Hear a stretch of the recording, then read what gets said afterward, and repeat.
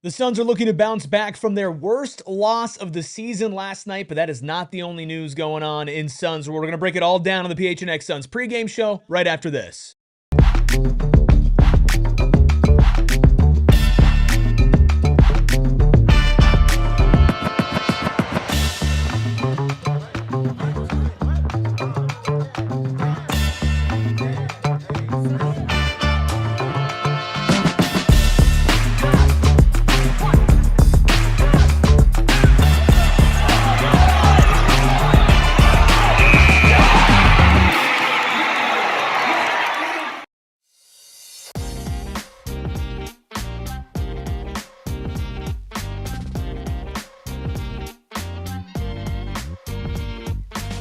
Psychos and sickos unite for a Suns must-win edition of the PHNX Suns pregame show, of course, brought to you by our friends over at Gila River Resorts and Casinos. You do you at Gila River Resorts and Casinos. Visit playtogila.com for more details. I'm Eric.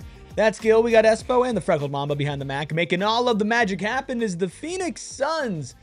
Absolutely cannot lose to the New Orleans Pelicans tonight. We're going to talk about why that can't happen, how the Suns can pull off a win, and everything in between. So hit that like button, hit that subscribe button. But first things first, we would be remiss if we didn't talk about the news that came down earlier this morning. TMZ breaking the news that Dillon Brooks had been arrested in a DUI-related incident in Scottsdale early this morning. There's been some more clarity on that from Gambo, who says Dillon Brooks' arrest was on suspicion of a DUI in a marijuana-related incident. He was released without being charged.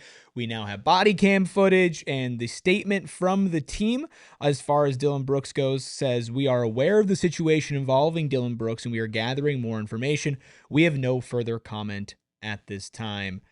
Gentlemen, your thoughts on unforeseen news this morning in Suns land? Well, the team statement is exactly what you have to say. So that is legally what they are allowed to say as things are being investigated. And so that doesn't surprise me. Look, there is zero exception to driving under the influence and the danger of what that does, not only for yourself, but what it does for those that are also on the road and what could potentially happen.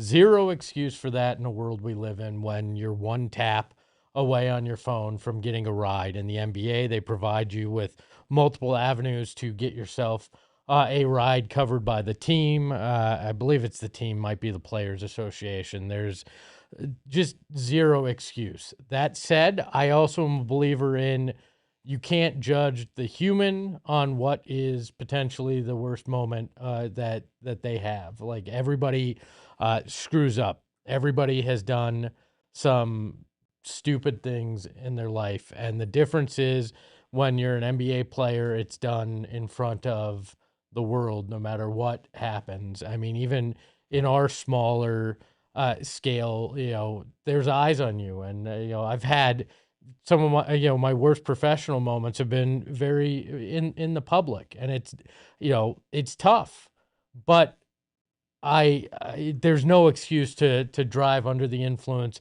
of anything in the world that we live in, and that's the bottom line here. Echoing that sentiment, you're disappointed when you first learn the news about it, and you wait to hear a little bit more about what it is, and regardless of the substance that you're under the influence of, it is no excuse as far as that goes. You're setting an example for the team, you're setting an example for people who look up to you and things of that nature, and as you mentioned, Espo, you can get harmed. You can harm somebody else, and you're thankful that nobody was harmed in this situation and that you can learn the lesson and learn from this and be better from this. And you're just grateful that you can learn a lesson in a situation where nobody was harmed and then let the process play out after that. Yeah, I mean, and let's be clear. Nothing has been proven. He was released without being charged. Right. He has not technically been charged.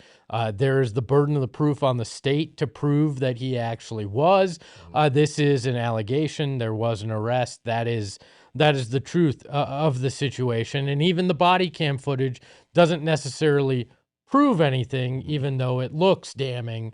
So he also has to go through what he's afforded based on the law Right. to actually have, charges placed and then proven in a court of law. Yeah, and look, you hope that he actually didn't do any of the things that he was accused of doing, but that obviously opens up a completely different conversation about what happened. And I understand why a lot of people are going to run and immediately go like, you don't know what's going on. And that's right. Like, we don't know what's going on. We just get the news and we have to talk about it. But what I have also seen is some people be like, oh, well, it's not that big of a deal if he was.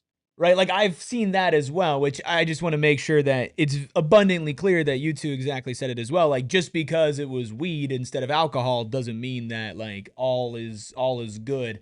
Even though if it was nothing, then that's a different conversation. But there were some people like, oh, see, it wasn't alcohol. It was weed. It's like that's still DUIs. Like, you're still driving under the influence. So I don't have much more to say on that. We'll hear from Jordan Ott here in a second, but as you can imagine, we're not going to hear a lot from him either. Well, the other thing, look, I've seen the argument, well, weed's legal. Yeah, so is alcohol, drinking. yeah. Like, that's not the point. It's the act of, allegedly getting behind the wheel that's the problem in it. It's not the act of taking the substance. It's the act of making the decision after that to get behind the wheel. I mean, we're a pro weed and alcohol company. Like that. I mean, you're not going to have us sitting up here telling you that weed sucks and alcohol like sucks too.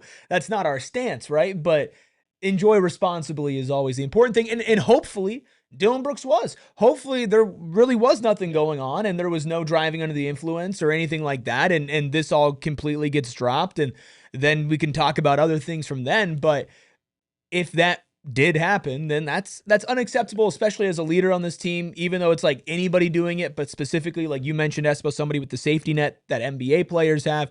If there's even like a slight worry about anything, just call the Uber. Get the Uber. It's not that hard. But Ramon, you are right. Innocent until proven guilty. Absolutely. And yeah, it's the burden of proof on the state if they decide to bring a case forward, that they have to prove that he was in fact under the influence. And he was back in the Suns gym today, shooting around with his hand, posted on his IG story. I don't know if that bodes well or not, but that's certainly something. You get back to living life and doing your job. So we can get back to this game tonight. Basically, all that Jordan said was, yeah, we're focused on the game tonight because this is a very, very important game that the Suns have to play against the Pelicans. Dare I say more important than last night's game, considering how the result went. Let's take a look at the Suns must-win meter here because once again, it's a 10. Back-to-back 10s straight across the board. 10, 10, 10, 10, 10. 3 in a row. Yes. Wow, that's 3 10s in a row. Wow. Ooh. I mean, I think we're going to be in this spot a lot the rest of the way. Yep. Are you nervous about tonight? Is anybody nervous about tonight? Yes. Why? There's more talent suiting up for the Pelicans tonight than there was last night for the Bulls. Yeah. I mean, if you're not nervous after what you watched last night, you didn't actively watch last night. You gave up 68 points in the paint to a team that did not have an efficient big man. Well, guess what? You're going against Zion tonight, which that is a dude that can move heaven and earth literally with his size. So you're going to have to figure out how do you stop that big boy and how do you keep them from dropping another 68 on you in the paint tonight? It's not just Zion. It's literally everybody for the Pelicans. Take a look at our injury report presented by our friends over at the Husband and Wife Law Team. If you've had a serious injury, call the Husband and Wife Law Team first at 602-783-8841 or visit their website at husbandwifelawteam.com. For the Suns, of course, Dillon Brooks out, Jordan Goodwin out, Mark Williams out, if you missed the news yesterday, out 2 to 3 weeks. Royce O'Neal was questionable coming in tonight with a right foot soreness. He is available. We'll check the starting lineups here in a second. But if you see on the Pelican side of things, everybody's healthy, which is a rare sight with the Pelicans. Not just Zion, but DeJounte Murray's returned. We'll talk about him in a second. Derek Queen is healthy. DeAndre Jordan is healthy. I mean, this is a Pelicans team that, according to DeJounte Murray, wants to make a play-in push. Well, of course. They have no draft pick. Of course they want to make a play-in push. They got nothing else for. Yeah, of course. Good luck with that, but yeah. It's a good team though on paper. There's some talent on this team. There's a talented group, and that's what I was thinking about when you think about Zion Williamson, Trey Murphy III, DeJounte Murray back in the lineup, Sadiq Bey, they're rookies with Derek Queen and Jeremiah Fears. Like all these guys that they have on this team can go out there, they play and compete. And got to give a big shout to Zion Williamson for everything that people have said about him in years past and itself. He's played in 37 of the last 38 games for this team, and he's played really well. It's almost like the public has kind of given up on him being healthy, and now the year that he actually is healthy, people aren't really paying attention to it. But salute to him because he had that candid interview with Malika Andrews the other day where he talked about how much he wanted to be on the court. Now that he's on the court, not necessarily living up to being the franchise player that you build a championship team around when he was taken #1 some years ago, but he's playing well, and we'll see that tonight. I mean, and he presents a problem. He's always presented a problem for the Suns, if we're being quite frank, but specifically with how this team has been playing. You look at the Chicago Bulls last night just walking directly to the paint. Well, that's exactly what Zion Williamson does. As Spo, and if you look at the Suns starting lineup tonight, it's the same starting five. Colin Gillespie, Devin Booker, Jalen Green, Royce O'Neal, Oso Iguodala. How do you go? Okay, you watch a team drop 68 points in the paint on you. You have a very slow start in that game, and you go back out with the same tiny starting lineup again. That's crazy to me. You may have been better off if Royce was just sick and did not play tonight. So the Pelicans starting five, they're not starting a true center. They've got DeJounte Murray, Herb Jones, Trey Murphy III, Sadiq Bey, and Zion at the 5. They're not starting a 5, but they're not starting anybody small. I mean, that's a crazy Zion lineup. can bully ball you. Yeah, I mean, Zion versus Oso. This is going to be a huge test for Oso. Yeah. And that's the thing too. DeJounte Murray is a big guard as well. So he's like 6'4", 6'5", starting at that guard position, and we'll probably see a lot of point Zion as well with that. So they've been experimenting. James Borrego's been there since Willie Green was let go earlier in the season, and he's done some interesting things experimenting with their offense. They present some unique challenges, especially because Zion is a player that he plays like nobody else we've really seen play like that before. Maybe like a mini Giannis in some ways, but also having some muscle as well. So it's going to be unique challenges. I'm curious, Espo, what you would think. I know we talked about last night, and Steven even mentioned maybe putting Rasheer in there, but the message that would send to change the lineup, you think that maybe is the only thing that was the hindrance to changing that lineup after a game like that? Or I don't know. Don't you want to send a message Probably. after a game like that? Like, I don't think I'd be concerned about it. I mean, I could understand the debate. Do you go Ryan Dunn? Do you go Rasheer? But you need more size. And what has intrigued me is the Rasheer-Oso defensive pairing and what they've been able to do, and the potential that they've shown. So you struggled mightily on the defensive end. Why not counter that and go that route? I get it. You want continuity, but this isn't like this is the lineup you've been running out for 60 some odd games this year. This is a relatively new lineup that you're going with anyways. Well, and I also think bringing Grayson Allen off the bench too, who has been really effective. If you're going to stay small, you probably need some sort of firepower like that. And I mean, we'll see who closes the game. We'll see how fast Jordan Ott is to make some substitutions as well, because I could definitely see the Pelicans getting off to a hot start, which I think after the way the Suns started last game, they better be playing with a fire lit under their ass. They better go out there and play hard and not let the Pelicans just immediately get in a rhythm and then have to claw back for almost the entire game like they did yesterday. You can't get bullied tonight. You have to go out and play your game. You have to be the one that makes them uncomfortable, that forces turnovers, that does things that try to tilt the scales in your favor.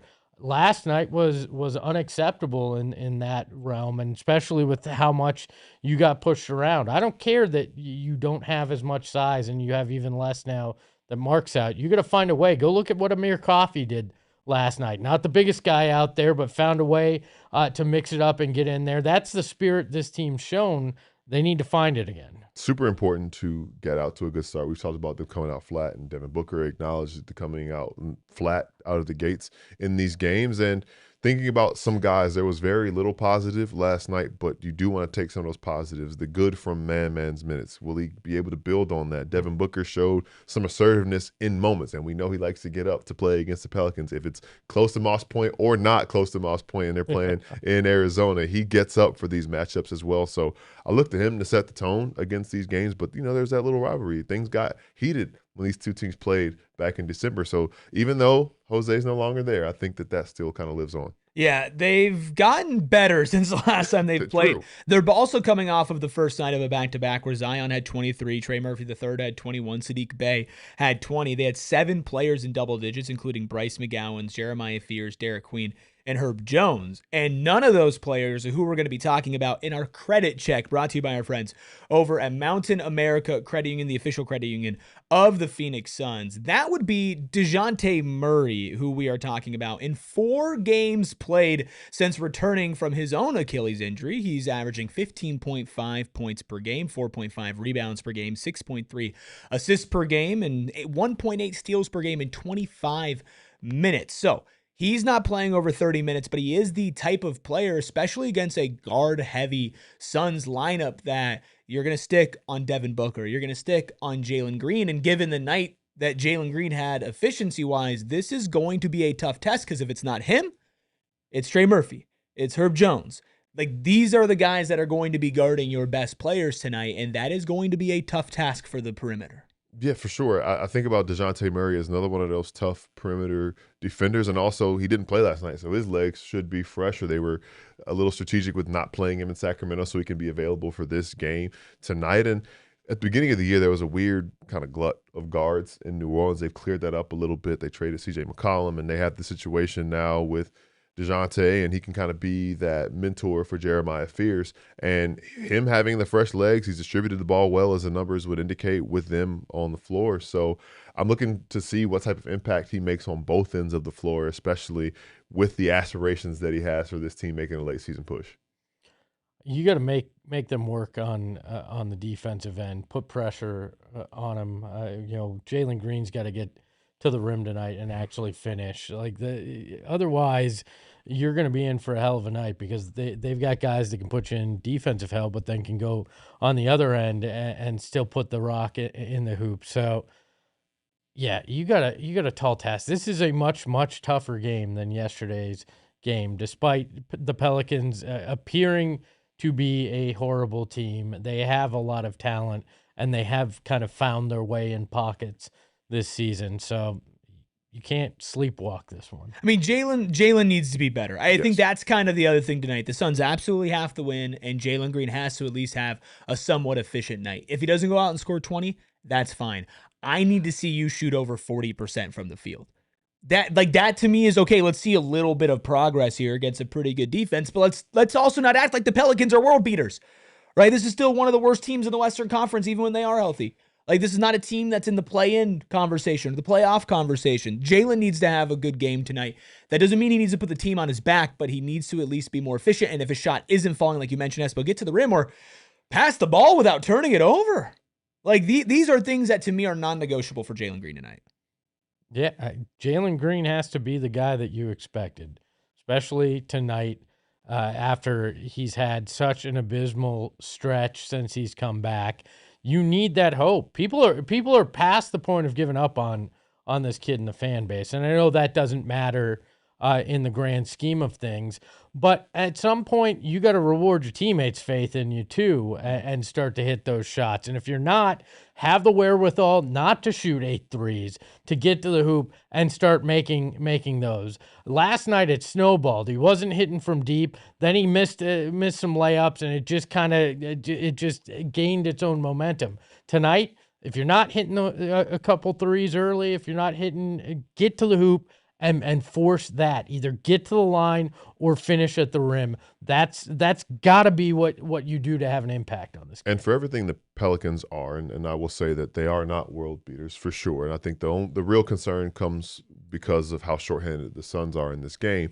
One thing that they aren't, they have Yves Missi, who is a rim protecting big man, but we said who's starting for them. There's not really anybody that should deter you from getting downhill and trying to finish around the rim. And the Bulls didn't really have anybody like that last night as well, but we saw Jalen have some difficulty with the perimeter defense of Yuki Kawamura, and Colin Sexton stayed with him. He wasn't getting by him, but I would like to see him and the rest of the guys with the Suns try to get rim pressure, whether it's with drives, whether it's with aggressive rolls and dives to the basket because there shouldn't feel that much resistance outside of Misi in that area. So expect them to try to take advantage of that. I think that will be big for the Suns tonight. Yeah. Last night you had the before Zion in Yabu. And then tonight you have the after Zion, the svelte Zion. I mean, they are two very unique basketball players. How do the Suns pick up a win tonight? Here are Steven's 3 keys to the game. Key number 1 is set the tone and underline. That's how you know that Steven means business. Key number 2, keep after it with the half-court offensive flow. And key number 3, respond and win. So, Steven, this feels like I'm not mad, I'm disappointed keys from Steven for tonight's game. Yep. I mean, that is 100% what Steven's playing the dad role right now. Well, I'm mad and disappointed at our betting results. Let's take a look at those here. Ew. Yeah, Gil, being in the negative is a bad look for you, man. I love it. We're all here. Welcome in, boys. Well, how are we getting out of it? We'll be watching along on this very channel, so make sure you watch our bets in this game. But this is what I'm putting my money on tonight. I'm taking Devin Booker 30-plus points. Ooh. Please. I'm taking Jalen Green over 1.5 stocks. I said I'm going to continue to put that in there. I only had one last night. I'm taking Phoenix Suns minus 1.5 in the first quarter, minus 7.5 on the game. At a plus 1,700 with a 50% profit boost. That would cut my entire deficit in 2/3. So, I mean, I'd still be bad, but I'd be better. Espo, what are you putting your money on? Oh, why not? Let's go big. Jalen Green, 25-plus points. Jared Allen. Grayson Allen. Jared Allen. I'm going off. That would be I meant Grayson. I saw the J. I have 20-plus points, and Jeremiah Fears, 15-plus points at a plus 2,400 plus a 50% profit boost. So I think I would be back in the green if I did my. Wowzers. Gil?